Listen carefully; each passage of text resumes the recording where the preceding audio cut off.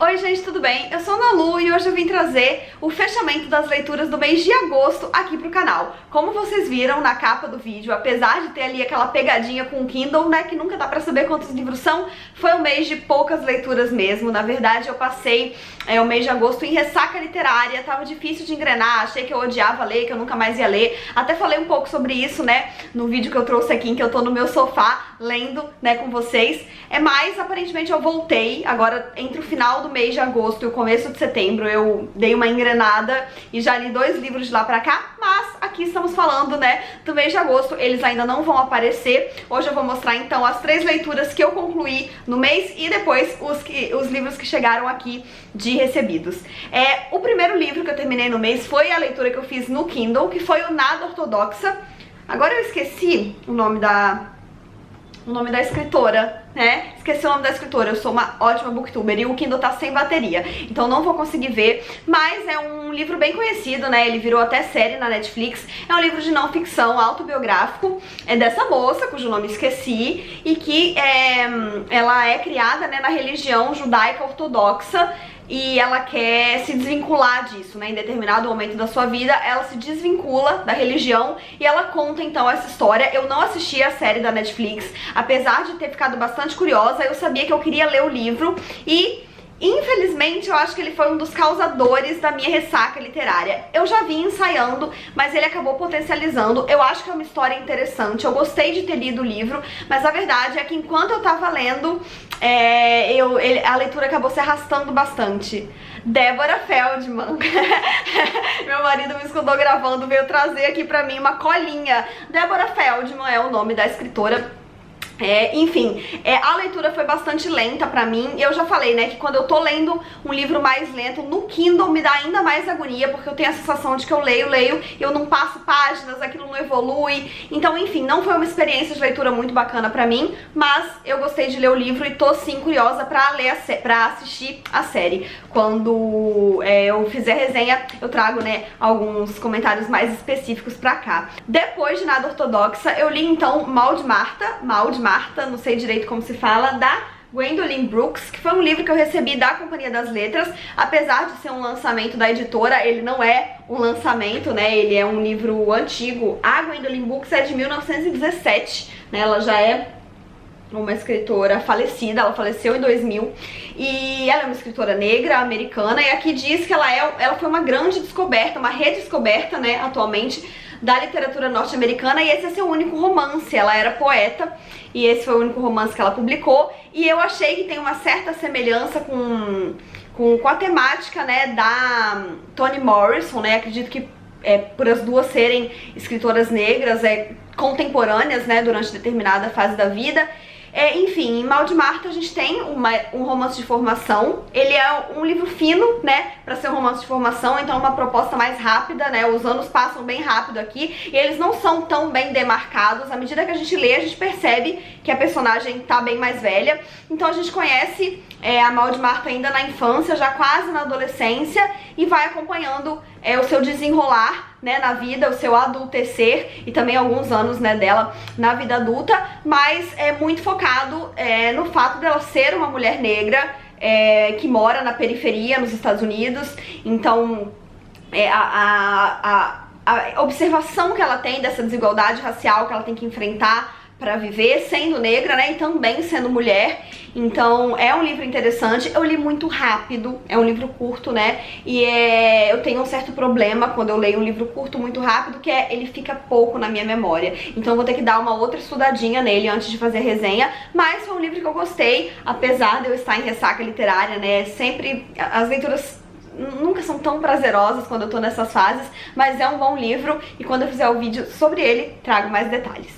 E por fim, o último livro que eu li no mês foi o As 7 Mortes do Meu Pai, do Humberto Conzo, que é booktuber, né? O Humberto tem um canal aqui no Booktube há anos, que é o Primeira Prateleira, é um canal de literatura maravilhoso. O Humberto tem também um clube de literatura contemporânea brasileira incrível. E além de ser um excelente comunicador e booktuber, Humberto é escritor, escreve muito bem, diga-se de passagem.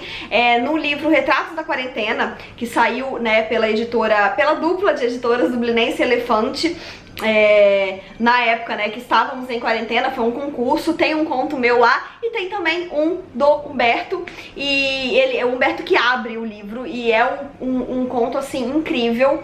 Eu amei, e desde então eu sabia que eu precisava ler mais coisas do Humberto. Recentemente ele lançou, eu tô aqui pensando, já faz um tempinho, mas acho que não faz um ano ainda, ele lançou Sete Mortes do Meu Pai, que tá categorizado aqui como ficção, mas eu acredito que tenha muito de autoficção aqui, até porque a foto de capa é uma foto dele com o seu pai.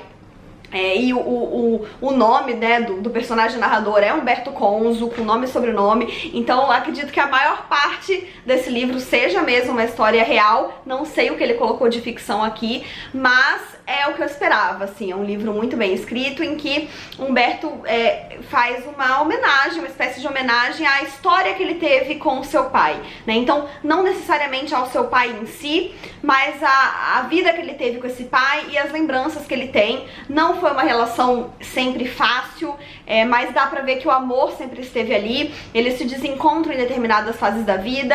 O pai dele se separa da mãe quando ele ainda é muito jovem, ele acaba perdendo um pouco de contato, né? Aquelas idas e vindas do pai que pegava a cada 15 dias, mas às vezes simplesmente não aparecia. E ele coloca tudo isso no livro. Eu sinto que esse livro também foi uma forma que ele encontrou de limpar um pouco algumas mágoas que ficaram dessa relação. O pai dele já faleceu, né, mas ele vai contar então de 7 mortes, né, que são 7 momentos expressivos em que ele sente que o pai dele morreu mais um pouquinho pra ele, embora, né, eles sempre tenham continuado se amando e mantendo uma relação de uma forma ou de outra. Também vou falar mais detalhes quando sair a resenha, mas já quero dizer pra vocês que se vocês conhecem o trabalho do Humberto aqui no Booktube, conheçam também o livro dele, e se vocês não conhecem, por favor, conheçam o canal dele também. Eu vou colocar o link aqui embaixo. O Humberto, além de ser um comunicador e um ótimo escritor, ele é uma pessoa muito maravilhosa, que eu gosto demais, então não se esqueçam de conferir o trabalho dele. Agora que eu já falei dos 3 livros que eu li no mês, eu vou mostrar os livros que chegaram por aqui. O primeiro que eu vou mostrar, na verdade, ele chegou em setembro, mas eu tô colocando ele aqui nessa pilha porque eu descobri que ele foi enviado pra mim em abril. Mas aconteceu um desencontro de endereços aí, ele acabou indo pro meu endereço antigo e eu só descobri essa semana, fui resgatar. Como ele chegou em abril, eu tô colocando nos recebidos de agosto e eu já comecei a ler. Então por isso que ele tá em cima da pilha, ele já tá até com o marcador, que é o Para Onde Vão os Guarda-Chuvas, do Afonso Cruz. O Afonso Cruz é um escritor português, cujos livros estão todos saindo pela editora Dublinense, minha parceira, que eu adoro, só que eu nunca tinha lido. E, em geral, os romances dele são bem curtinhos. Só que esse daqui é um calhamaço, né? Apesar dele ser um livro miudinho, né? Ele é daquele tamanho mais curtinho, ele é grosso. E eu tava muito curiosa pra ler esse autor e esse livro especificamente. Eu confesso que essa capa, ela me buga um pouco a cabeça, porque o livro se chama Para Onde Vão os Guarda-Chuvas e tem um monte de tapetes na capa. Então eu sempre olho pra ele esperando que sejam guarda-chuvas e são tapetes. Isso me deixa um pouco bugada. Mas, enfim, aqui conta a história de alguns personagens de origem oriental, e um deles, né, que por enquanto, pelo menos é o que mais aparece, que é o Fazal, ele é vendedor de tapetes. Então por isso os tapetes ainda tenho de descobrir onde entram os guarda-chuvas, mas eu tô gostando bastante de entrar em contato com a escrita do Afonso. O livro tem uma proposta contemporânea, assim, tem algumas imagens, tem algumas páginas com texto apresentado de forma diferente, e é uma escrita bem poética. Eu tô grifando bastante, ainda não sei aonde a história vai me levar, mas já tô gostando muito da escrita. Então, mais uma vez, muito obrigada, Dublinense, por acreditar no meu trabalho e me enviar alguns livros para que eu possa trazer aqui. E me desculpa, né, pela demora, o livro ficou aí 5 meses perdido no meu prédio antigo até que chegasse às minhas mãos, mas tá aqui, já tô fazendo a leitura até pra recompensar aí o atraso. Agora eu vou mostrar então os livros que chegaram na estante em agosto, né? O primeiro é o único que eu comprei no mês, que é o Herança e Testamento, da Vigdis Hjorth. Eu não sei como se pronuncia, gente, ela é norueguesa, me dei um desconto, tá? E esse vai ser o livro do Leia Mulheres aqui do Rio, de setembro, por isso que eu comprei. Eu confesso, assim, que eu não gostei muito do título, não gostei muito da capa, seria zero um livro que me chamaria atenção, mas ele é um livro do Leia, eu gosto de El Leia, e eu descobri que ele fala de treta de família, e tá aí uma coisa que eu adoro na literatura, treta de família. Então, me animei um pouco mais e comprei e pretendo ler aí durante o mês de setembro para poder participar do encontro no final do mês. Vamos ver o que isso aqui nos reserva. Agora, os outros livros foram livros que chegaram aqui, todos eles da Companhia das Letras. O primeiro deles é o Café Majestic, gostei muito do título, amei esta capa.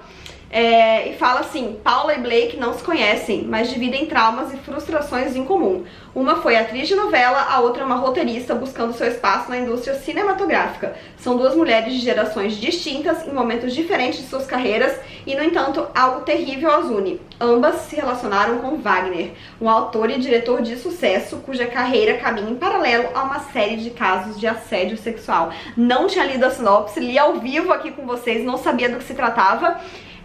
Mas já tô bastante curiosa. E, infelizmente, né, é uma história que é muito real, apesar desse aqui ser ficção. E, enfim, Stephanie Sandi, não sei qual é a nacionalidade da escritora, não sei se é portuguesa, brasileira, não sei mesmo, aqui na capa não diz, mas estou bem curiosa. Chegou aqui também Borges e Bioy, Bioy e Borges, obra completa em colaboração. Um acontecimento literário, a história de uma profunda amizade, um diálogo vigoroso. Pela primeira vez num único volume, tudo o que Bioy e Borges escreveram juntos. Dois dos mais influentes autores latino-americanos de todos os tempos. É um livrão, né? Eu vou dizer que eu tenho um pouco de medo. Eu nunca li Bioy, eu já li Borges, mas assim, eu li há bastante tempo e eu não entendi nada. Eu ganhei um livro, acho que eram de contos do Borges, novelas, já nem me lembro. E eu juro, não entendi nada, eu tentei, mas o livro não rolou pra mim. Não sei se agora, alguns anos depois, eu tenho mais maturidade literária e as histórias dele, né, entrem, funcionem melhor comigo. Vou ter que folhear esse livro pra saber se eu vou ter coragem de encarar ou se ele vai me esperar envelhecer um pouco mais, quem sabe. Vamos ver. Chegou aqui também Nós, o Atlântico em Solitário, da Tamara Klink. Eu lembro que eu conheci o Amir Klink no meu livro de... não me lembro de que, se era história, se era ciência, se era geografia, acho que era geografia. Quando eu tava no ensino fundamental, eu conheci a história do Amir Klink e me chamou muita atenção na época. E esse livro aqui é escrito pela filha dele, né, que Acompanhamos a Travessia em Solitário, realizada por Tamara pelo Oceano Atlântico em 2021, aos 24 anos. Então é um relato de viagem, né, mas muito específico, porque ela tá sozinha, velejando. Então fiquei bastante curiosa pra ler, acho que deve ser bem interessante.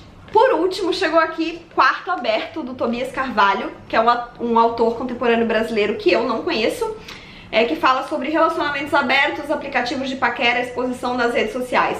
Para os jovens de 20 e poucos anos, as opções de encontros amorosos se multiplicam ao infinito, e Tobias Carvalho registra com primor literário essa revolução cotidiana.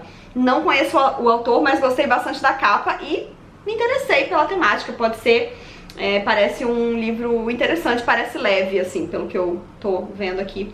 E, enfim, então fiquei bastante curiosa. Mas é isso, né? Eu sempre fico muito curiosa. Agora vai saber quais que eu vou conseguir dar prioridade, porque são sempre muitos livros. Enfim. Então é isso, gente. Eu espero que vocês tenham gostado desse vídeo. Eu acho que na parte de mais, eu não tenho muito a falar. Não tô me lembrando de nada muito específico que eu assisti ou fiz esse mês pra trazer pra cá. Mas espero que vocês tenham gostado desse vídeo. Comentem aqui as leituras que vocês querem que eu leia mais rápido, que daí eu tento dar uma prioridade. E me contem também se vocês já leram alguns desses livros, porque eu vou adorar saber. Não se esqueçam de se inscrever no canal se ainda não forem inscritos, deixarem um joinha se curtiram, porque isso ajuda muito o canal a crescer. Um beijo e até a próxima. Tchau!